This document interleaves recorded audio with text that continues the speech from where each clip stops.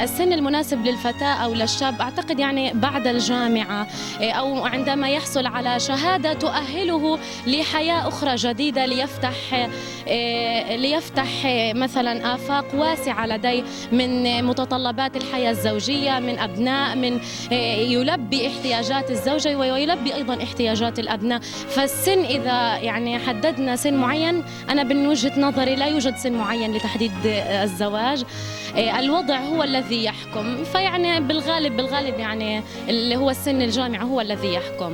أولاً إحنا للعادات السائدة في قطاع غزة تلعب دور كبير. العادات السائدة في قطاع غزة وما تأقلم عليه الناس بيلعب دور كبير في تحديد سن الزواج بالنسبة للمرأة. الزواج هو طبعا من بعد العشرين، طبعا بعد ما البنت تدخل جامعة طبعا وبتعرف أمور الحياة وبتكون متفهمة وواعية للإشي هذا، يعني ما بين 20 22 21 لحد 26 يعني.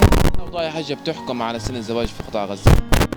والله الأوضاع اللي أنت شايفها طبعا الوقت إحنا عندنا تطور مش زي أول، يعني في صار ثقافة وصار علم والبنات تتعلموا ويخشوا جامعات يفهموا، مش زي زمان البنت كانت تتعلم يلا من سن 16 يجوزوها. طبعا لا، طبعا كل حياة لها يعني متطلبات. في زمان كانت بنت 14 يجوزوها، حتى 13 يعملوا لها كوشان مزور ويجوزوها. بس انت الدنيا توعيت، في جامعات، في علم، في ثقافة، في تطور، في عندك الانترنت، التلفزيون، وسائل الإعلام، كل هذه وبتشارك المرأة صارت في مجالات العمل في الحياة اللي انت شايفها يعني في العمل، وبتشارك الراجل وبتقف لجنبه وبتساعده. ومضطر في الوضع الظروف الراهنة اللي احنا بنعيشها، مضطر انه الواحد ياخذ وحدة متعلمة في الحياة اللي انا شايفاها، لانه اي واحد بيطلب مني بدي وحدة متعلمة. فلا تشوفي بقول له طب ايش معنى يعني؟ قالوا المتعلمة بتشارك زوجها، بتشتغل، بتشاركوا بأجار البيت، بتشاركوا طبعا في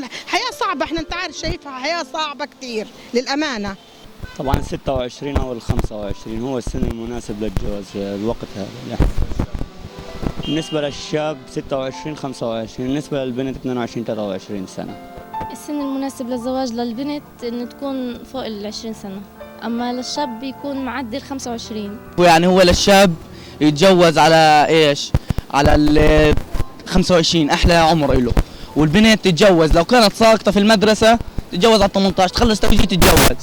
والله كانت ناجحة وفالحة وبتفهم جوزوها لما تخلص مدرسة. ليش؟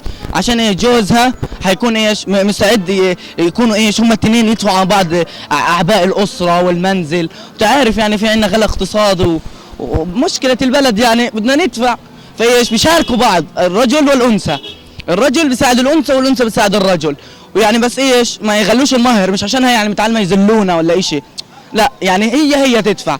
واذا كانت مش متعلمة ياخدها ببلاش بسمكتين من البحر يصيدوا ويطلعوا وخلصنا. الشاب يكون انا بحبذ يعني من 28 ل 30، اما البنت تكون يعني ماكسيموم 24 25 عشان يتفاهموا مع بعض يعني اقل شيء. في وضع هاي الظروف من حصار ووضع اقتصادي صعب وارتفاع نسبة البطالة والخريجين، برأيك هذا مؤثر على الزواج على سن معين؟